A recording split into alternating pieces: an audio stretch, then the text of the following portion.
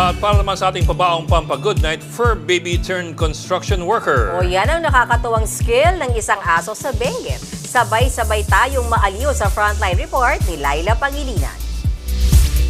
Pamilya kung ituring natin ang mga fur baby o mga alagang hayop gaya ng aso. Bilang kapalit, handa rin nila tayong protektahan o damayan anumang oras. Pero ang asong ito sa Benguet, handang damayan ang kanyang amo, pati sa pagtatrabaho.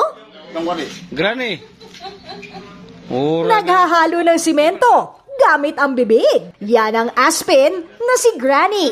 Ayon sa fur dad niyang si Jefferson, nagtatayo sila ng isang bahay ng gayahin ni Granny ang kanilang ginagawa. Nagpahinga muna kami, lahat kami, yung nagtrabaho.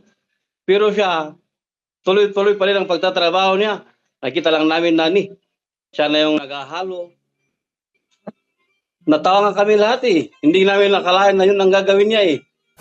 Nagulat daw sila sa anyay pagmamalasakit ng Aspen.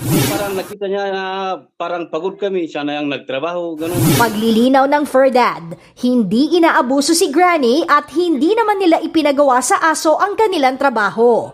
Talagang may give and take lang sa kanilang relasyon. Nagbabalita mula sa Frontline, Laila Pangilinan, News 5. Mga kapatid, Ed Lingaw po, maging maalam at may pakialam sa mga napapanahong balita sa ating bansa. Para sa mas malalimang pagtalakay at paghimay sa mga issue at headlines, tumutok lamang at pag-subscribe sa social media pages ng News 5.